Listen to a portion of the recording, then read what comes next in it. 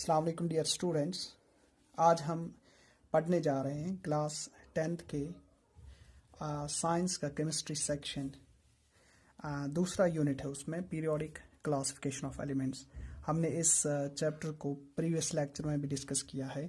उसमें हमने ये देखा कि हम एलिमेंट्स को क्यों और कैसे क्लासिफाई करते हैं। हमने 3 क्लासिफिकेशंस इसमें डिस्कस की, उनके अचीवमेंट्स और उनके लिमिटेशंस को भी डिस्कस किया। हेनरी मोज़ले का कंसेप्ट कि हम एटॉमिक नंबर को एक बेहतर फंडामेंटल प्रॉपर्टी के तौर पे इस्तेमाल कर सकते हैं, जिसकी बुनियाद पे हम एलिमेंट्स को अरेंज कर सकते हैं। उसी कंसेप्ट को नील बोर ने यूटिलाइज करके एलिमेंट्स को अरेंज किया on the basis of increasing atomic number, और उसको जो चार्ट एलिमेंट्स का अरेंजमेंट मिला उसको हम मॉडर्न पीरियोडिक टेबल कहते हैं या long form of periodic table. Dear students, आज हम इस पीरियोडिक टेबल के बारे में पढ़ेंगे।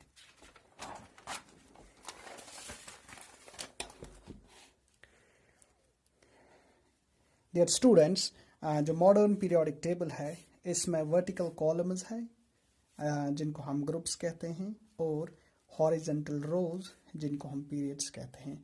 वर्टिकल कॉलम्स ऐसे होते हैं जिनको हम ग्रुप्स कहते हैं। सो टोटल 18 ग्रुप्स है मॉडर्न पीरियोडिक टेबल में, जिनको हम डिजिग्नेट करते हैं 1 से 18 तक बाय नंबर्स। पहले 2 ग्रुप्स 1 एंड 2 और लास्ट के 6 ग्रुप्स 13 से लेके 18 तक, टोटल 8 ग्रुप्स आते हैं। इनमें जो एलिमेंट्स है उन एलिमेंट्स को हम नॉर्मल या रिप्रेजेंटेटिव एलिमेंट्स कहते हैं, और बीच वाले जो ग्रुप्स ग्रुप नंबर 3 से लेके ग्रुप नंबर 12, टोटल 10 ग्रुप्स ये आते हैं। इन 10 ग्रुप्स में ट्रांजिशन एलिमेंट्स है। ग्रुप की कुछ खसूसियात है कि ग्रुप्स में एक ग्रुप में किसी पर्टिकुलर ग्रुप में जो भी एलिमेंट्स होते हैं उनकी जो फिजिकल या केमिकल प्रॉपर्टीज़ एक जैसी होती है, और ग्रुप नंबर जो एलिमेंट्स का होता है वो यूजुअली डिनोट करता है कि इस एलिमेंट के कितने वैलेंस इलेक्ट्रॉन्स होते हैं। फॉर एग्जांपल, अगर हम पीरियोडिक टेबल के पहले ग्रुप की बात करेंगे तो इसमें ये एलिमेंट्स आते हैं: hydrogen, lithium, sodium, potassium and so on. इनकी इलेक्ट्रॉनिक कॉन्फ़िगरेशन को अगर देखेंगे तो ये पता चलता है कि हर एक एलिमेंट के लास्ट शेल में 1 इलेक्ट्रॉन है, इसलिए ये बिलोंग करते हैं ग्रुप 1 से। ये 1 इलेक्ट्रॉन हर एक एलिमेंट एक ग्रुप में हर एक एलिमेंट के लास्ट शेल में बराबर इलेक्ट्रॉन्स होने का कारण पीरियोडिसिटी है, कि 1 इलेक्ट्रॉन्स के कारण कि एलिमेंट्स जो है इनकी प्रॉपर्टीज सेम होती है, और यही कारण पीरियोडिसिटी का कारण है कि अगर हम हाइड्रोजन को यहाँ पे प्लेस करके फिर दोबारा लिथियम पे पहुँचते हैं, दोनों की valence electrons, number of valence electron same है, फिर लिथियम बाकी एलिमेंट्स को प्लेस करके हम सोडियम पे पहुँच जाते हैं।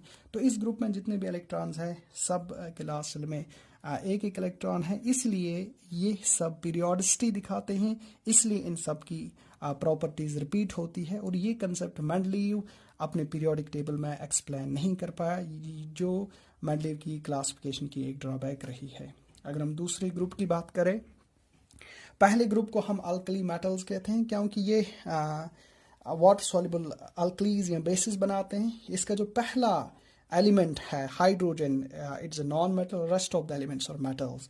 If we talk about group 2, all these members they are metals and they are known as alkaline earth metals. इनको इसलिए हम alkaline earth metals कहते हैं क्योंकि ये सब elements ऑक्साइड बनाते हैं जो बेसिक नेचर के होते हैं, और usually they are found in earth's crust. और 3 से लेके 12 जो ग्रुप है इनमें जो एलिमेंट्स है उनको हम ट्रांजिशन एलिमेंट्स कहते हैं। टोटल 14 ट्रांजिशन एलिमेंट्स हैं, ये सब मेटल्स है, और इन ट्रांजिशन एलिमेंट्स की जो प्रॉपर्टीज़ है वो इन 2 ग्रुप्स और इन 6 ग्रुप्स के इन बिटवीन प्रॉपर्टीज़ है, इनके बीच वाली प्रॉपर्टीज़ ये शो करते हैं। अब हम ग्रुप 13 की बात करें। पहला मेंबर बोरान है, इसलिए इसको बोरान फैमिली कहते हैं। बोरान खुद एक मेटालॉइड है। मेटालॉइड हम उस एलिमेंट को कहते हैं जो कुछ कंडीशंस में मेटालिक प्रॉपर्टीज़ को शो करता है और कुछ कंडीशंस में नॉन मेटालिक नेचर को शो करता है। तो बोरान भी ऐसा ही एक एलिमेंट है, मेटालॉइड है, और रेस्ट ऑफ इट्स जो मेंबर्स है वो मेटल्स है। अगर हम ग्रुप 14 की बात करें, इसका पहला जो एलिमेंट है वो कार्बन है, इसलिए हम इसको कार्बन फैमिली के नाम से भी जानते हैं। कार्बन खुद एक नॉन मेटल है और इसके दूसरे दो मेंबर सिलिकॉन और जर्मेनियम ये मेटलॉइड्स है और रेस्ट ऑफ द मेंबर्स वो मेटल्स है। अगर हम नाइट्रोजन की बात करें, 15th ग्रुप की बात करें, इसका जो पहला मेंबर है नाइट्रोजन है, इसलिए हम इसको नाइट्रोजन फैमिली के नाम से जानते हैं। इस फैमिली को निक्टोजेंस भी कहते हैं क्योंकि ये एलिमेंट कुछ ऐसे कंपाउंड्स बनाते हैं जो एक्सप्लोसिव कंपाउंड्स होते हैं और सफोकेशन प्रोड्यूस करते हैं। नाइट्रोजन फैमिली के पहले दो मेंबर्स नॉन मेटल्स है, आर्सेनिक, एंटिमनी, दो मेंबर मेटलॉइड्स है और rest of the members they are metals. तो ग्रुप 16 की बात अगर हम करेंगे, इस हर एलिमेंट के लास्ट शेल में 6 इलेक्ट्रॉन्स हैं, 6 वैलेंस इलेक्ट्रॉन्स हैं। इनको हम, इस ग्रुप को हम ऑक्सीजन फैमिली कहते हैं या चैल्कोजेंस कहते हैं क्योंकि और फॉर्मिंग एलिमेंट्स उनको कहा जाता है। इसके पहले 3 member oxygen, sulphur, selenium non metals हैं। बाकी 2 मेंबर्स टेलेरियम एंड प्लोनियम मेटलॉइड्स हैं और बाकी मेटल्स हैं। ग्रुप 17 की बात अगर करें, हर एक एलिमेंट के लास्ट शेल में 7 वैलेंस इलेक्ट्रॉन्स होते हैं, ये सब नॉन मेटल्स होते हैं और एस्टाटीन कभी मेटलॉइड नेचर भी शो करता है। इनको हैलोजेंस इसलिए कहते हैं क्योंकि ये सी सॉल्ट प्रोड्यूसिंग एलिमेंट इनको कहते हैं। अगर हम 18th लास्ट वर्टिकल कॉलम या ग्रुप की बात करें, ये सब नॉन मेटल्स होते हैं। इनको हम अपने एटमॉस्फेयर में भी पाते हैं रेडॉन को छोड़ के, लेकिन काफ़ी कम तादाद में, इसलिए हम इनको रेयर गैसेस भी कहते हैं।